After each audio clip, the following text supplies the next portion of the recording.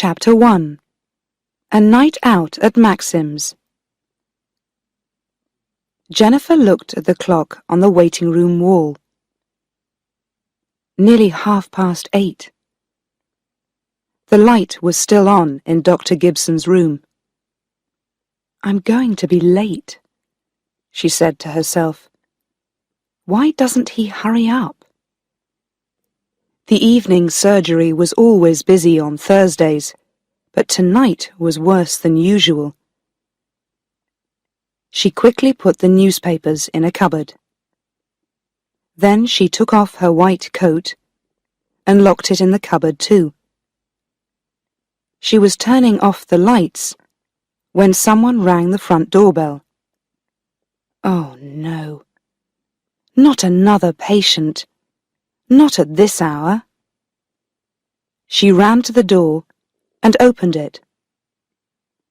Outside, it was dark, but she could see a man, his hands deep in his pockets.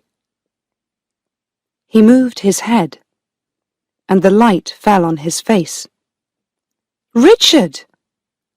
she cried in surprise. "What are you doing here?" "Can I come in for a minute?" He did not wait for an answer, but pushed past her and went inside. Jennifer turned to him. She was usually pleased when Richard called, but this was the wrong time. "I'm sorry, but you can't stay. I must hurry. I'm meeting my friend Claire for dinner, and—" She stopped. It was Richard's eyes. They looked tired and worried. "What's the matter?" she asked. Just then Dr. Gibson called from his room. "Did I hear the doorbell, nurse? Was it another patient?" "No, it's only my brother, Richard," she called back. She turned back to Richard. "Is something wrong?" she asked again. He shook his head. "I'm fine," he said. "It's just... well, I had some trouble at work." "Trouble?" "It was nothing, really. I said something to my boss, and he didn't like it. He got angry with me, and in the end he told me to go. So I've lost my job." "Oh, Richard, not again! Why do you do these things?" Jennifer was beginning to feel cross with him. "And now you have no money, is that it?" "Take it easy, Jenny. I don't need very much, only £20. I'll pay you back next week. Really, I will." He put his hand on her arm. "You can do that for me, can't you? Just £20. It's for a present." "Yes, I know. A present for a very special girl, like the last one, and the one before." Jennifer knew her young brother well, and she was often angry with him, but she could never say no to him. She opened her bag, took out some money, and gave it to him. "But remember, I want it back next week." Richard smiled and put his arm around his sister. "Thanks, Jenny. This is different. Really, she's very, very special. But you're in a hurry, so I'll go now." "Don't forget," she called after him. "Next week, £20. Maxim's restaurant was busy. Young men and women from offices, several older people, a group of students, and a few theatre people. Jennifer looked around for her friend. Claire usually sat near the window, But tonight she was not there. Somebody was having a party, and all the tables on that side were full. Then Jennifer heard Claire's voice behind her. "Did you get lost? I've been here for hours." "I know I'm late," Jennifer said, "and I am sorry. Today has been really busy. The last patient didn't leave until 8:30. And then I had a visit from Richard. He wanted to borrow some money.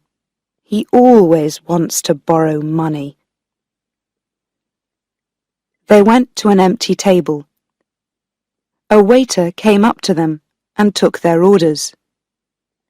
At that moment, there was a cheer from the party beside the window. An older man in a light grey suit was standing up. He spoke for a few minutes and then held up his glass. All the others stood up and looked at a young girl with large gold earrings who was sitting in the chair next to him. Everyone was laughing, and then they began to sing "Happy Birthday to You." They were all looking at the girl, but she herself just sat there without a smile on her face. The song came to an end, and there was another loud cheer and more laughing and shouting. Someone called out, "21 today! 21 today!" And this time, everyone in the restaurant sang too. Suddenly, there was a loud crash. Then someone screamed, and a voice shouted, "Bring a towel, quickly!" The man in the grey suit was lying across the table. He was holding his face, which was red with blood. On the table there was broken glass.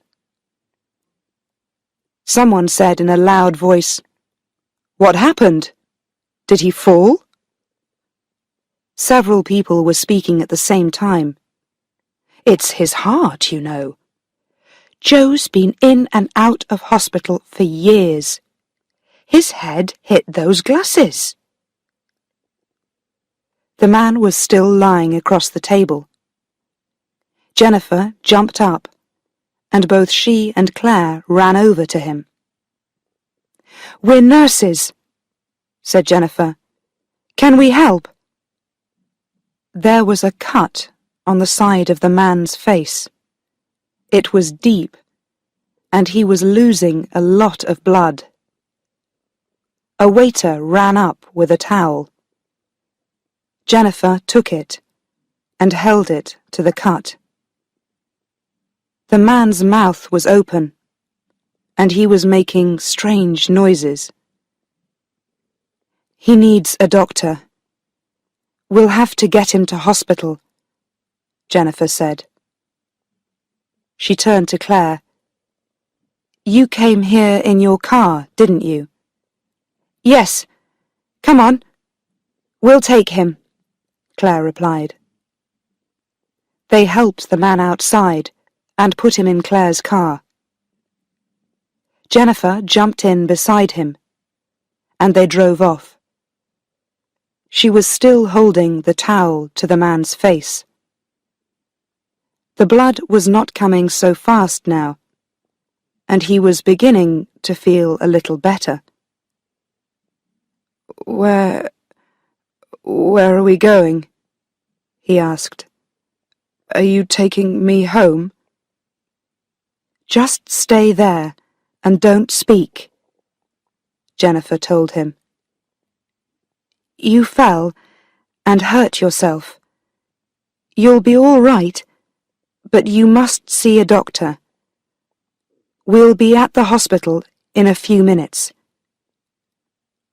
At the word hospital, the man immediately tried to sit up.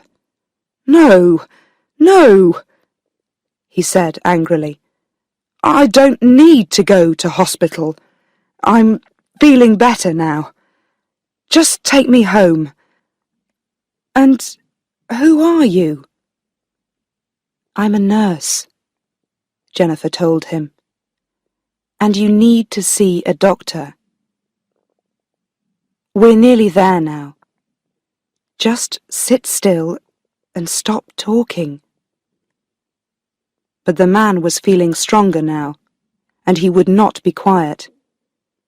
He pulled at Jennifer's arm and said loudly, I don't need a doctor. It's just a small cut on my face. I'm all right now. Take me home. When Jennifer did not answer him, he said in a quieter voice, Come on now, listen to me. I'm feeling fine. Really, I am. There's no need to take me to hospital. They'll want to keep me there. They always do, because of my bad heart. You see, I have to meet some business people the day after tomorrow. It's very important. So just stop the car and I can get a taxi home. By now the car was at the door of the hospital. A nurse came to meet them, and while Claire told her about the accident, Jennifer helped the man out of the car. He said something angrily to the nurse, but after a few seconds he went with her into the hospital. Jennifer and Claire drove away. What a difficult man, said Claire crossly. No, thank you for your help, or you're very kind. Some people never say thank you, Jennifer said. Don't worry about it. When they got back to Maxim's, a police car was standing outside, with its blue light on. There was a small group of people around the door. Jennifer pushed through them, Claire behind her. They tried to go inside. A policeman moved forward and put up his arm. You'll have to wait here, he told them. But we ordered dinner, and we haven't eaten yet, said Claire. But the policeman was not listening to them. He was looking through the glass door. Something was happening inside, and people were moving about. Then one of Maxim's waiters opened the door, and two policemen came out. They were holding a young girl between them. It was the girl from the birthday party. The girl with the unhappy face and the expensive gold earrings.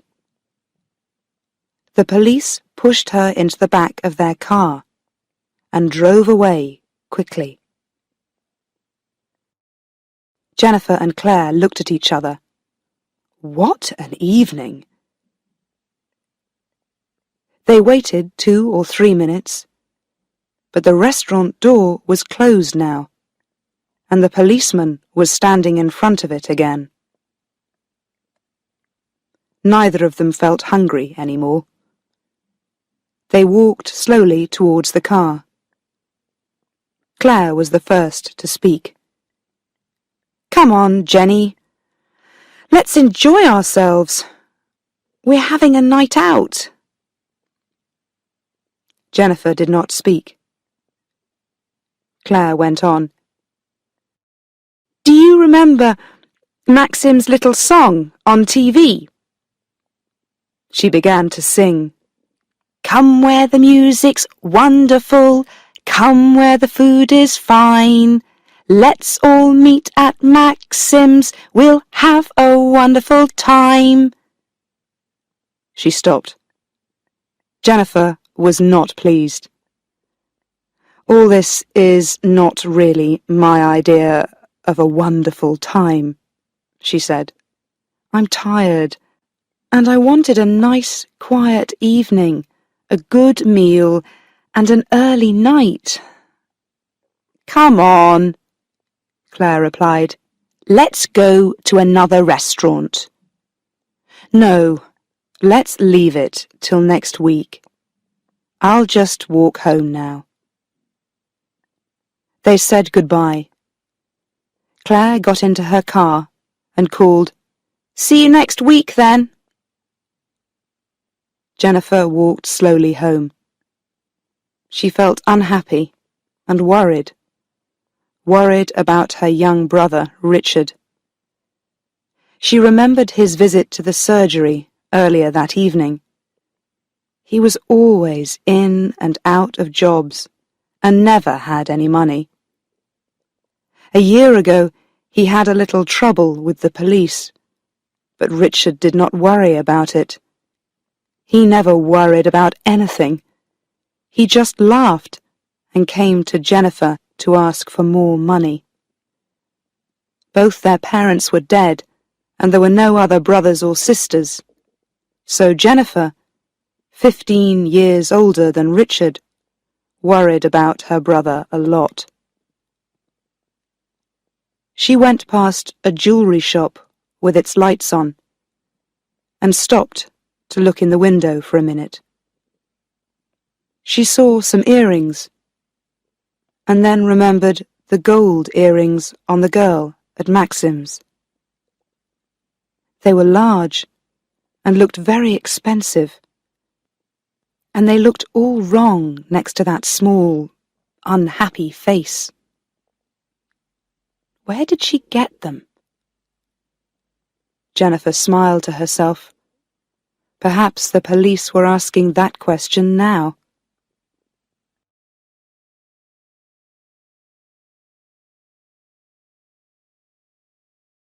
Chapter 2. A Visit from the Police. Jennifer did not sleep well that night. She woke up feeling tired and unhappy. When she arrived at Dr. Gibson's surgery, she looked into the waiting room. It was nearly full. "Another busy morning," she said to herself. Just then, she heard the doctor's car outside. He hurried in and went into his room. 3 hours later, he finished with his last patient. Jennifer brought a cup of coffee and put it on Dr. Gibson's desk. He said thanks, and she turned to go. Just a minute," he called after her. "I want a word with you."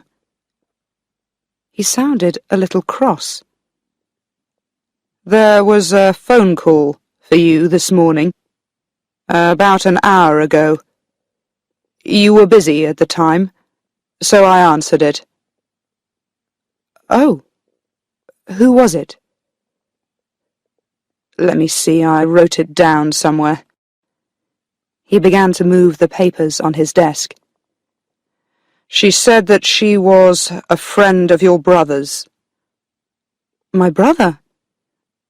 But why did she want me?" Here it is."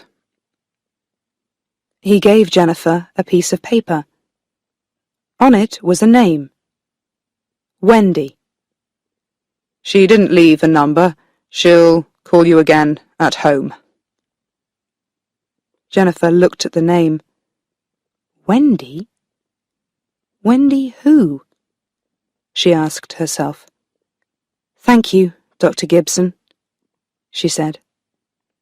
"And tell her, please, no phone calls during surgery hours." "I'm sorry. It won't happen again." Jennifer wanted to explain that she did not know this Wendy, but decided not to. A few minutes later, Dr. Gibson shouted goodbye to her, and Jennifer was alone. She knew a few of Richard's friends, but nobody called Wendy. But Richard changed his girlfriends as often as his shirts. Jennifer did not try to remember all their names. At the end of the day, Jennifer arrived at her flat and was going up the stairs when she heard voices above. 2 men were standing outside her door. One of them came up to her. "Miss Walton?" he asked. "My name's Detective Barrett. I'd like to ask you a few questions, please. Can we come in?" She turned the key in the lock and pushed open the door, and all 3 of them went inside and sat down.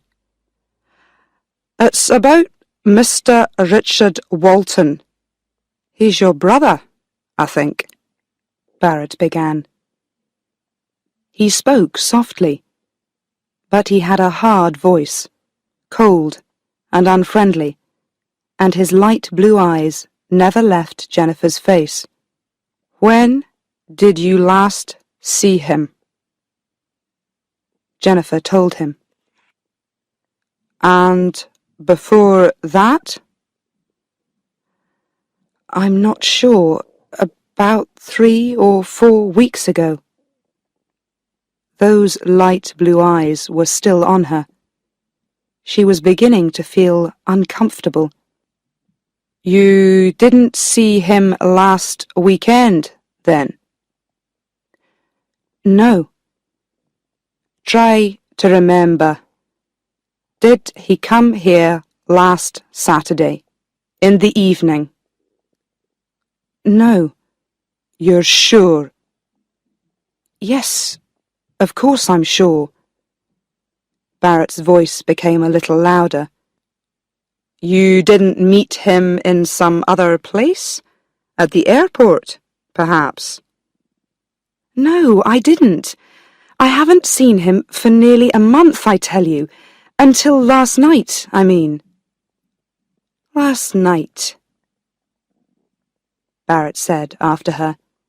"Tell us more about last night." "You took a man to hospital from Maxim's restaurant." "Yes. A friend of yours?" "I never saw him in my life before. He fell and hurt himself. They said that he had a bad heart, so I went to the hospital with him. That's all." "You never saw him before. You surprise me, Miss Walton." Barrett was watching her carefully. "You didn't know that he was Mr. Joe Kelly, your brother's boss?" "No, I didn't." "Really? You didn't know him? Very strange, don't you think?" All these questions. She was feeling angry now. She stood up and went across to Barrett. "Look, Detective Barrett, I'm getting tired of this. What's it all about? You want me to answer your questions, and you don't tell me why. What's the matter? I want to know. Is Richard in trouble?" Barrett held up his hands. "All right, take it easy." He gave a little smile, but his eyes were cold, and he was still looking hard at Jennifer. The other detective said something quietly to Barrett. Then Barrett went on. "Your brother, what do you know about his girlfriend?" "His girlfriend?" "Yes, Wendy. He works with her at Joe Kelly's." Wendy! The mystery telephone call at the surgery that morning. Jennifer tried to hide her surprise. She looked first at Barrett, then at the other man. Then she said coldly, "Richard doesn't talk to me about his girlfriends. He's told you about Wendy, I'm sure. They're very friendly, the two of them. They went to Germany together. He turned to the other man. Last weekend, wasn't it? The second detective moved a little nearer and spoke quietly to Barrett. She doesn't know anything about this. You'll have to explain it to her. Barrett turned to Jennifer again. We're looking for some stolen jewellery from Germany, and we believe that your brother knows something about it. You won't like this, Miss Walton, but your brother works for a criminal, a thief, and one of these days he's going to find himself in trouble. But my brother lost his job yesterday. He told me last night. So he doesn't work for this man anymore. Barrett smiled. Perhaps he doesn't. Or perhaps he wants people to think that he doesn't work for Kelly. He went on. If you don't want to see your brother in prison, tell him to keep away from Kelly and from beautiful young girls like Wendy. Jennifer looked at him and said nothing. Barrett stood up.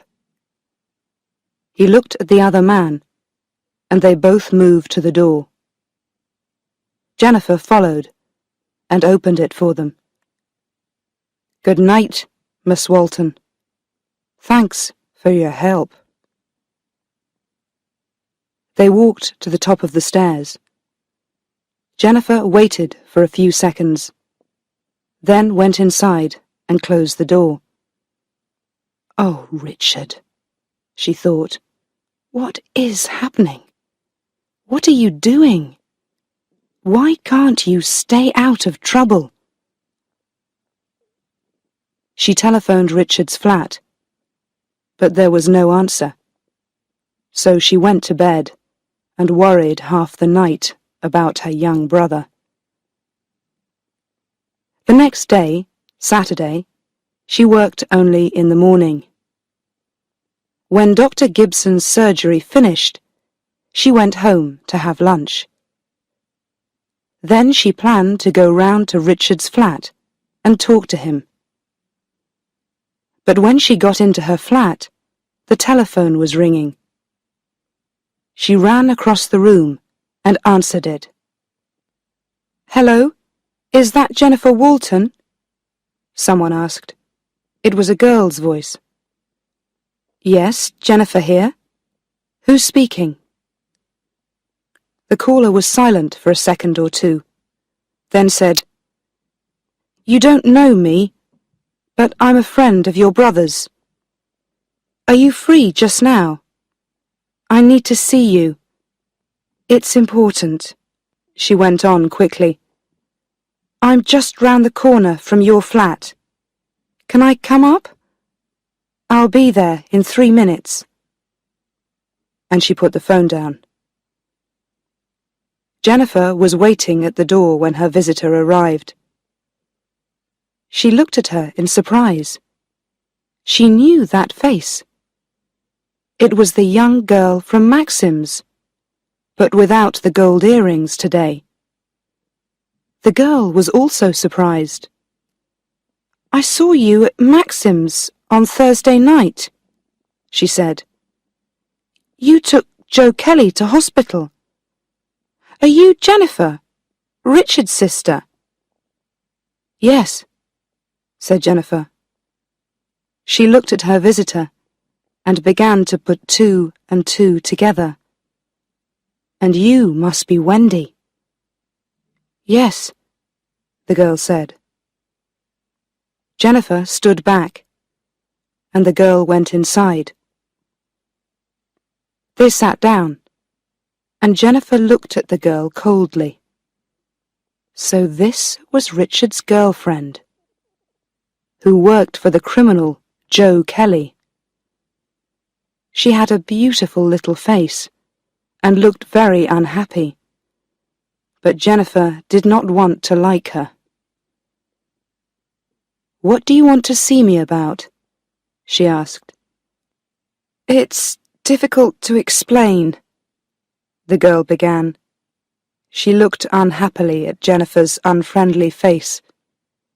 "You see, Richard has told me about you. He says that you're very kind. You always help him. He gave me your phone numbers and said—" She stopped, and Jennifer waited. "He said that I could ask you for help." Jennifer smiled to herself. Always the kind big sister, she thought. She looked at the girl's small, worried face. "Well, go on then," she said, more kindly. "Tell me all about it. I hope that Richard's not in trouble." "You see, I work for Joe Kelly," Wendy began. She talked for a long time, and Jennifer listened carefully. This was Wendy's story.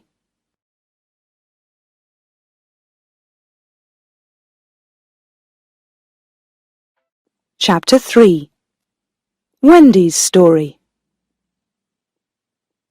Kelly is not a nice man, and I've never liked him. I've worked for him for a year now. My father got the job for me. He told me to work hard and not to ask questions. Kelly often gets angry, and when he's angry, he shouts at everyone and his face goes very red. I'm afraid of him, but I don't want to lose my job. I need the money, and it's not easy to find another job. Richard started work at Kelly's about a month ago. We're good friends, but we don't talk much about our jobs. Nobody at Kelly's talks about the work. We don't really know what his business is. He has 2 garages in the town, and he buys and sells old cars. But he also buys and sells a lot of other things too. Furniture, old pictures, jewellery. I think that some of these things are stolen, but I don't ask questions. 10 days ago, Kelly called me into his office. I stood there and waited. He began to say something to me, but he stopped and looked down at his papers. Then he took out his diary and opened it. "Wendy, what are you doing next weekend?" "I'm not sure, Mr. Kelly." "How would you like to go on a little business trip? I'll pay you for it, of course." This surprised me, and I did not reply immediately. Then I said, "A business trip, Mr. Kelly?" "Yes, to Germany. Just for the day. It isn't a difficult job, but it's important. What do you say?" I did not know much about Mr. Kelly's business, but I did know that there was something strange about these journeys to other countries. They happened every 2 or 3 months, and after them there were secret meetings in the office, often late in the evening. I decided that I did not want to go. But I've never been to Germany. Don't you think... Well, perhaps you can ask one of the others."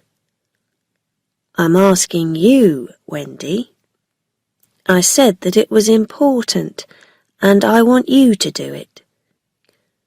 I began to say something, but he was still speaking.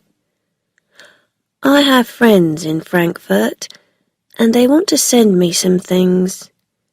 They'll give you 3 small boxes, like egg boxes, and you'll bring them back here. There's nothing difficult about that, is there?" I didn't say anything.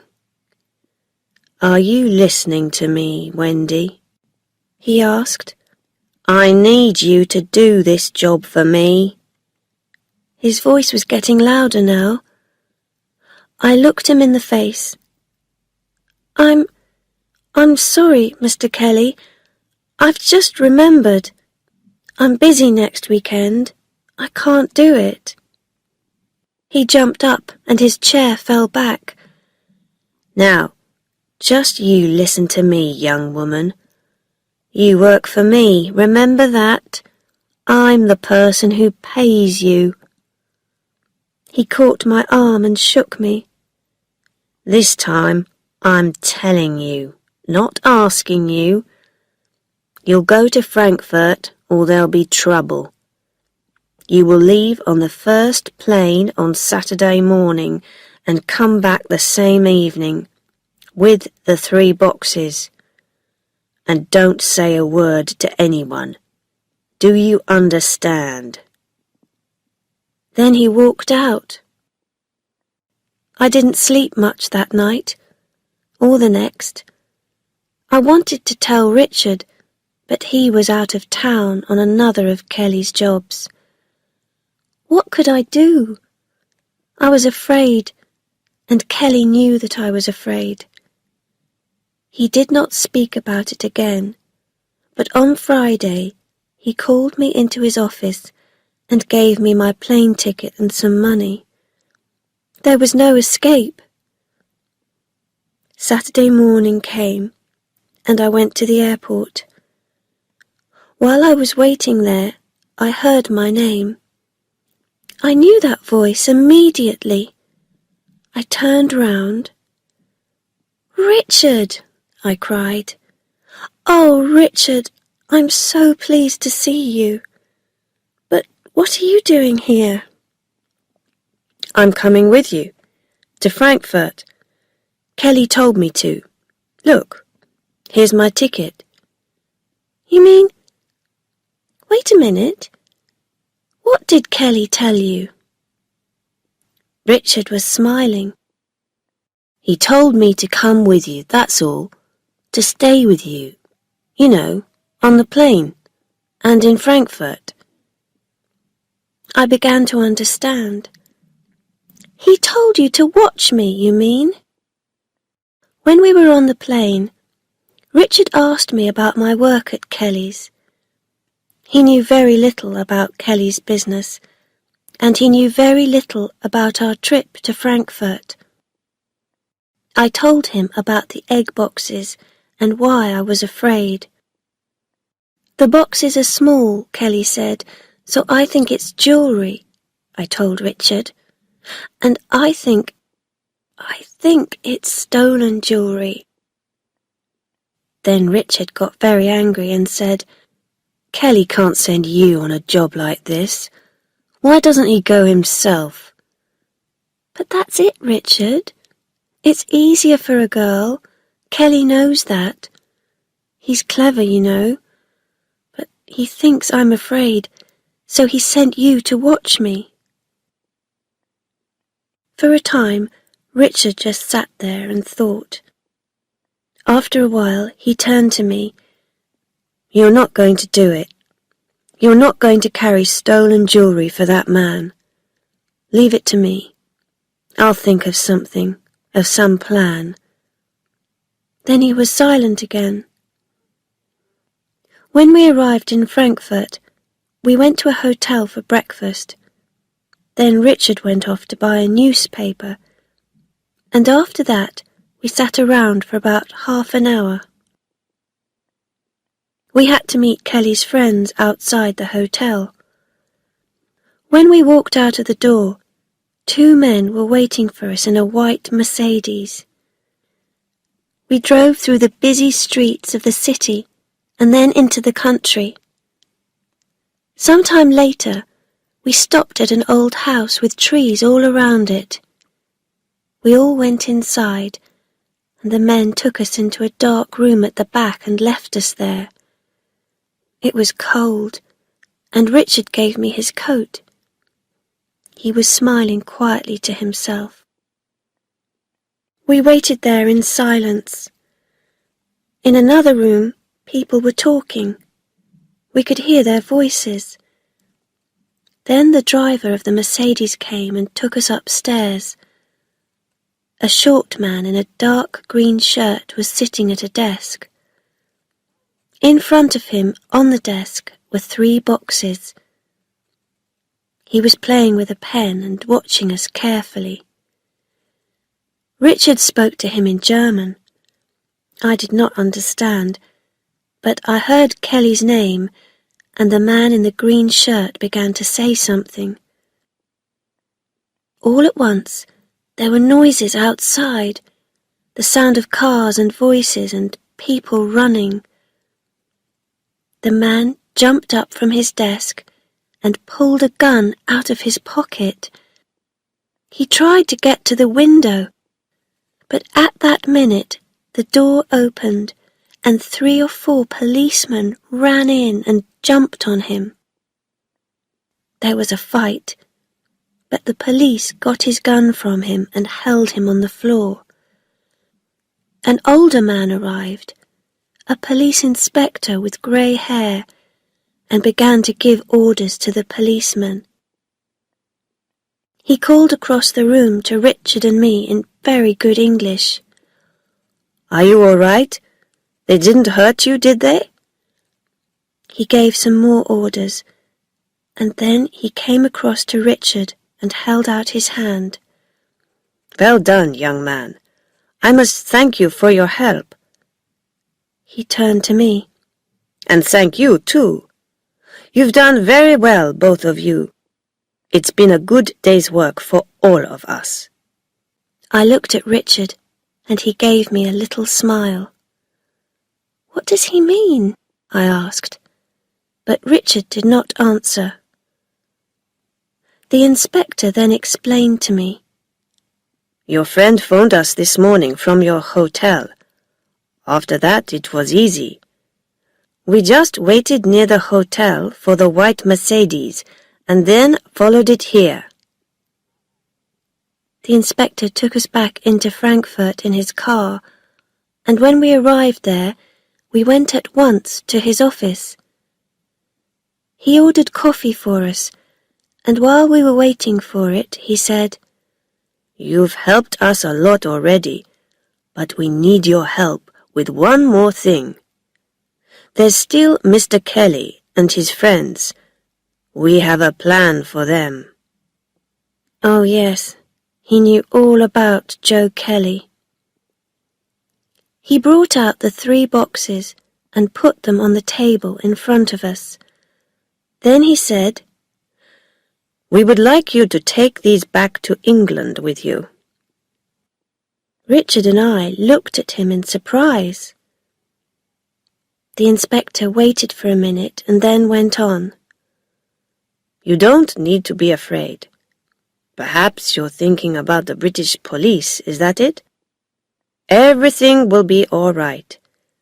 I will speak to Chief Superintendent Edwards in London, and there'll be no trouble for you. Now, listen carefully." He went on, "Just give the jewelry to Kelly. He won't know about the accident to his German friends, and you must not tell anybody about it, or about our conversation today. That's very important. The British police will watch Kelly and wait. Do you understand?" This plan sounded dangerous to me, but Richard said, "Yes, of course we'll do it, won't we, Wendy?" Richard is not afraid of Kelly, you see. So we brought the boxes back with us on the Saturday evening plane from Frankfurt. We did not get back until nearly midnight, but we took the boxes at once to Kelly's house. He told us to wait, and then went into another room. When he came back, He was very happy. He put his hand in his pocket and took out some gold earrings. "These are for you, Wendy, for your birthday next Thursday." "No, Mr. Kelly, no, you mustn't. I can't take them, really I can't." "Of course you can," Kelly laughed. "You've worked hard for them, and we must have a party for you. Let's get some people together on Thursday night. Where would you like to go? To the Ritz? Or perhaps a disco?" "No, I know." And he began to sing, "Let's all meet at Maxim's. We'll have a wonderful time." I told him 3 times that I didn't want a party, but he didn't want to listen. He was too pleased with himself. "Oh, yes, Wendy, we must have a party, and you must wear the earrings. Then I'll know you're my good little girl." His mouth was smiling, but his eyes were cold. Richard said quietly in my ear, "Just agree with him, Wendy, and take his earrings. You can give them back later. We don't want anything to go wrong now." The next few days passed very slowly. On Monday and Tuesday, everything was quiet in the office. Kelly did not speak to me again about the visit to Frankfurt. He stayed in his office most of the time and was always on the telephone. No police came to the office, and nothing happened. I began to feel afraid. Early on Wednesday morning, Richard called in to see me. "Is he in yet?" he asked. He looked at Kelly's door. "Not yet. Why?" "I want the keys to his office, just for a minute." "But Richard—" "Come on, Wendy. He'll never know." "You can't go in there, Richard. He'll be here in a minute. It's too dangerous." "Please, Wendy. It won't take long. I'll be out again immediately." "But why? What do you want?" "Don't ask questions. Just give me the keys. Quickly." Of course, in the end, I gave him the keys. He opened Kelly's door and went inside. Some minutes passed, and then he gave a shout. "I think I've got something." I went in and saw that Richard was standing in front of Kelly's desk with a letter in his hand. He held it up for me. "This," he said, "is going to help us." "What do you mean?" I did not understand. "Listen." He read from the letter. "The eggs arrived last weekend and they are now in my house. Be there on the 18th of April, 11 a.m. "The 18th, I said. "That's next Saturday." Just then, I heard a car outside. "That's him!" I cried. "Quick, put that letter back. You must get out of here at once." I ran through to my office with Richard behind me. "Out there, quick!" I pushed him into the kitchen, and at the same time the door opened and Kelly walked in. "Good morning, Wendy." He did not stop, but went into his office and closed the door behind him. Richard then quickly left the office, and I did not see him again that day. He phoned me the next afternoon, which was Thursday. I knew at once that he was unhappy about something. "What's happened, Richard?" I asked. "I'm not working for Kelly anymore," he told me. This morning, Kelly told me to do another of his little jobs for him, and I said no. So he started shouting at me, and then he told me to go. So that's it. I'm looking for another job. He gave a little laugh. And worse than that, he hasn't paid me, and now I can't buy you a birthday present. Oh, Richard, that's not important, I said. But are you coming to Kelly's party for me at Maxim's tonight? I won't go without you. You must come. I can't, Wendy. I'd like to be there, you know that. But we mustn't meet until after Saturday. Why not? What's happening on Saturday? And what's happening about the egg boxes? What are the police doing? Kelly says I must wear my new gold earrings at the party, but I don't want to. They came from Frankfurt in one of those egg boxes, and they're stolen. Oh, Richard, I'm afraid. What am I going to do? Everything's going to be all right, Wendy. Really, I've got a plan. Just go to the party and don't worry. I'll see you soon. Richard put the phone down, and I have not seen or heard from him since then.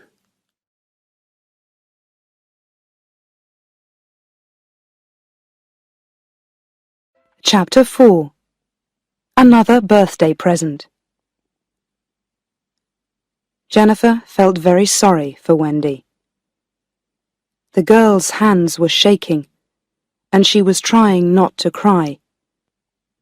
Jennifer went and sat next to her, and put her arm round her.